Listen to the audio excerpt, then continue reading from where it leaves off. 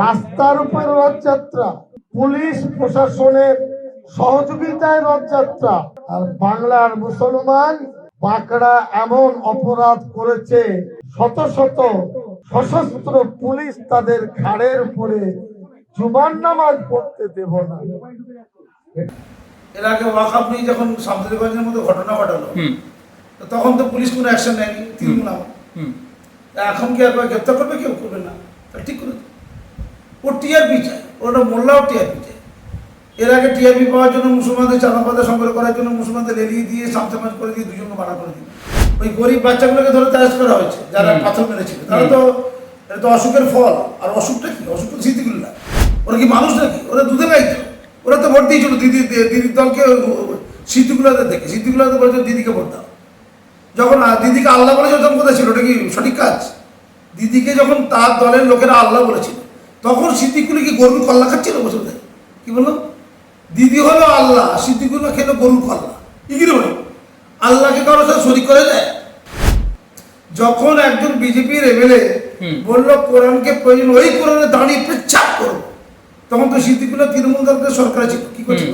বিমানবন্দর রাস্তাতে বড় হয়েছে, ছোট ছিল, অত বড় ছিল না। তো রানওয়ে বাড়াতে হবে, জ্যোতি বসু চেয়েছিল। মোল্লাদের ভোটের জন্য কিছু করেনি। মমতা ব্যানার্জি জানতো মোল্লাদের ভোট, শুভেন্দু অধিকারী মোল্লা ভোটের তোয়াক্কা করে না। তাই শুভেন্দু অধিকারী থাকার জন্য এটা সম্ভব হচ্ছে। এটা করলে ক্ষতি কি? টোটাল জাতিটাকে নিয়ে না অনেক খেলা হয়েছে, মুরগি করা হয়েছে। আবার স্যার, সিদ্দিকুল্লাহ চৌধুরী তিনি ওয়াকফ প্রপার্টি নিয়ে যে সমস্ত কাণ্ড কারখানা তিনি করেছিলেন, যে সমস্ত উত্তপ্তমূলক কথাবার্তা তিনি বলেছিলেন, এইবারও প্রায় একই ধরনের কথাবার্তা তিনি বললেন। কিন্তু তার পরবর্তীতে দেখা গেল তিনি প্রায় পালিয়ে গেলেন গাড়ি করে এয়ারপোর্ট এর ওখানে যে মসজিদ আছে সেখানে এসে। সিদ্দিকুল্লাহ চৌধুরী কি চাইছেন? যা করে সিদ্দিকুল্লাহ ঠিক করেছে। হ্যাঁ, আমি মোল্লাভাই হিসেবে বলছি, ঠিক করে মোল্লাভাই হিসাবে। এর আগে ওয়াকআপ নিয়ে যখন শামসুরগঞ্জের মধ্যে ঘটনা ঘটালো, তখন তো পুলিশ কোনো অ্যাকশন নেয়নি, তৃণমূল আমার। এখন কি আর গ্রেপ্তার করবে? কেউ করবে না। ঠিক করে ও টিআরপি চায়, ওটা মোল্লাও টিআরপি চায়। এর আগে টিআরপি পাওয়ার জন্য মুসলমানদের চাঁদাপাতা সংগ্রহ করার জন্য মুসলমানদের লেলিয়ে দিয়ে সামসামাজ করে দিয়ে দুজনকে মারা করে দিল। এটা আমি বলিনি। ওনার দলের মন্তেশ্বরের যিনি প্রধান, অঞ্চল প্রধান, ওই আহমেদ সাহেব ছেলে দাবি করেছেন। তারা তো তদন্ত করতে পারত যে আহমেদ সাহেবের বক্তব্য সঠিক না সিদ্দিকুল্লাহর বক্তব্য সঠিক। সে তদন্ত হয়েছে। কত বড় ঘটনা! ওই গরিব বাচ্চাগুলোকে ধরে তালাশ করা হয়েছে যারা পাথর মেরেছিল। তারা তো এটা তো অসুখের ফল। আর অসুখটা কি? অসুখ তো স্মৃতিগুল্লাহ। সিদ্দিকুল্লাহর মতো লোকেরাই তো লোককে গরু খেয়েছে। নাহলে ওইটুকু বাচ্চা কি বোঝা খাবে? লুকি করে আর ওই মাদ্রাসার সব ছেলেগুলো ছোটো ছোটো পাঞ্জি করে, ময়লা পাঞ্জি করে, গরিব করে ছেলে 50 টাকা করে দিয়েছে, পাথর মেরে দিয়েছে। এই অসুখটার সাথে সারার কি উপায় রয়েছে? থার্ড ডিগ্রি জানো? হ্যাঁ, পুলিশের 3rd ডিগ্রি। এমনি ঢুকিয়ে দিতে হবে না, 3rd ডিগ্রি।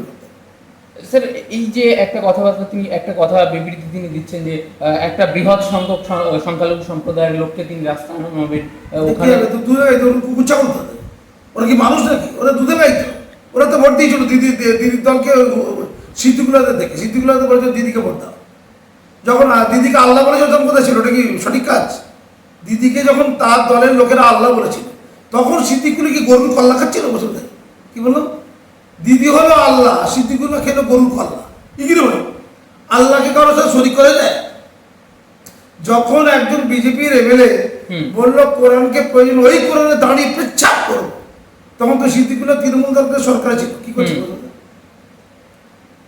আর মসজিদটা তো যদি মনে হয় মসজিদ রাষ্ট্রীয় সুরক্ষা, জনগণের সুরক্ষা নষ্ট করছে, ইসলামের বিধান আছে, প্রভিশন আছে মসজিদ চলিয়ে দেওয়া। হ্যাঁ, ও কি ইসলাম? ইসলাম কি জানো? ও ইসলামের নামে করে কম দেখায়। দুটো এক জিনিস হলো। মানে এই যে বিবাদটা স্যার, ওইখান থেকে কোনো ইসলামিক মৌলানা বলছে যে ওইখান থেকে মসজিদ রয়েছে, ভালো কথা, বিমানবন্দর সরিয়ে নিয়ে যেতে হবে। নওশাদ সিদ্দিকী আজকে সকালে বলেছেন যে বিমানবন্দরের মধ্যে মসজিদ নেই, মসজিদের এলাকায় বিমানবন্দর আছে। এই যে কথাবার্তাগুলো, এই নওশাদের মোল্লা করছে।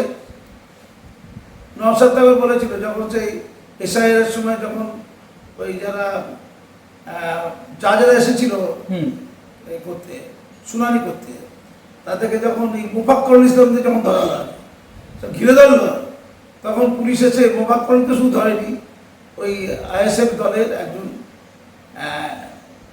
বিধায়ক মতবাদ, সে একটা ইমাম সাহেব, তাকেও গ্রেপ্তার করেছে।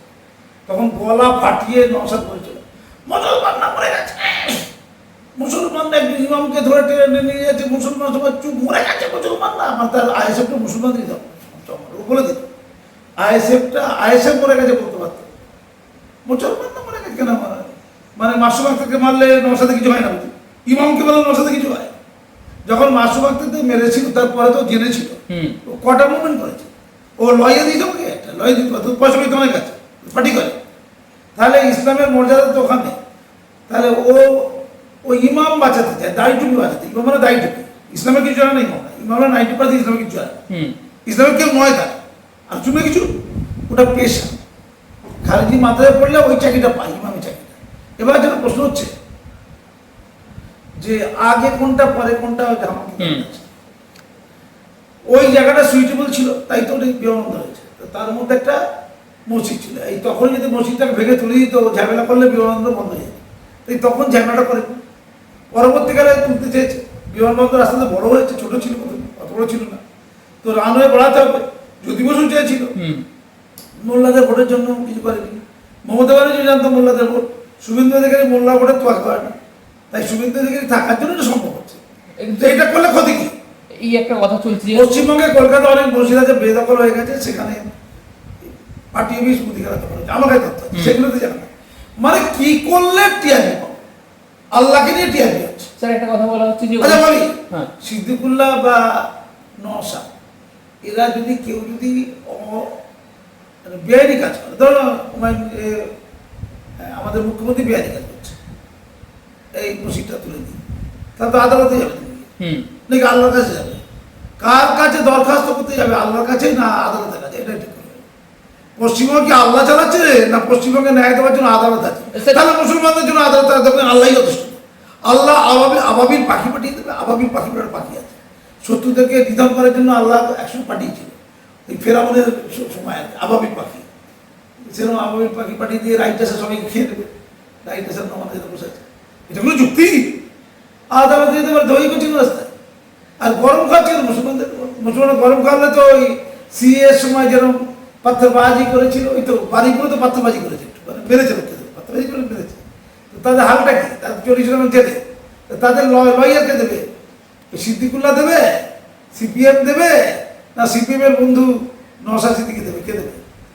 টোটাল জাতিটাকে নিয়ে না অনেক খেলা হয়েছে, মুরগি করা হয়েছে। আবার লাভ কিছু হচ্ছে না, এই যে ফালতু বুঝছি না, এই যে ফালতু বুঝছি না, লাভ কিছু হচ্ছে না। এই সমাজের এই লোকদেরকে মুসলমান সমাজের তকমা থেকে সরিয়ে দিতে হবে। এরা মুসলমান সমাজে কেউ না, এটা যদি ক্লিয়ার করতে পারে কোনোদিন, তাহলে মুসলমান সমাজ মানে। আপনি যাদের জন্য বলছেন তারা কি বুঝবেন সংখ্যালঘু সম্প্রদায়ের যারা রয়েছেন? এখন চারিদিক দিয়ে বলছে স্যার আপনি সঠিক মুসলমান, আপনি ইসলামের রক্ষা কথা। কে বলছে? ইমাম মোল্লা আমি বলছি। ভাই আমার তো দাড়ি নেই, টুপি নেই, ইসলামের দাড়ি টুপি বাধ্য দেবো না, আর দাড়িটা তবু চলবে, টুপিটা বাধ্য দেবো না, টুপিটা কোনো বাধ্য দেবো না। মক্কায় সব মুসলমানরা টুপি মাথায় না দিয়ে নামাজ পড়ে মক্কায়। তো এই যে মসজিদ আছে, এই মসজিদটা আমি প্রত্যেক চ্যানেলকে বলছি, তোমাদেরও বলে দিই, এই মসজিদটাকে স্থানান্তরিত করা হচ্ছে, ভাঙা হচ্ছে না, অসৎ উদ্দেশ্য কিছু নেই। যে কাজ বিজেপি করছে এখন সরকার করে, যদিও সরকার ওটা চেয়েছিল, ভোটের ভয়ে করেনি। এই যে ইউনিফর্ম সিভিল কোড, ওরাও জানে এটা অন্যায়, ভোটের ভয়ে হাত দেয়নি। তো শুভেন্দু তো মুসলিম ভোট চাইনি, তাকে নিজে নেই নিতে, তাহলে এতে মুসলমানদের লাভ আছে না ক্ষতি হচ্ছে?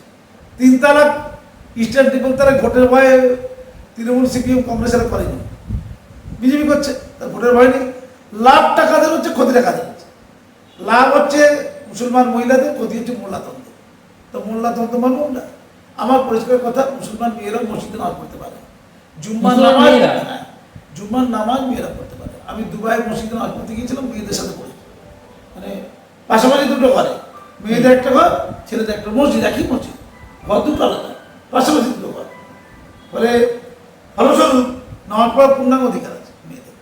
তো ওই যে মসজিদটা হচ্ছে সুন্দর করে করবে, হ্যাঁ তুমি যাবে তো একটা ভালো জায়গা নিয়ে ভালো করে মসজিদটা করে ওখানে মহিলাদের মসজিদ হবে, কি হবে? নামাজ যাবে মহিলারা, তাহলে মুসলমানদের মধ্যে ন্যায় হবে।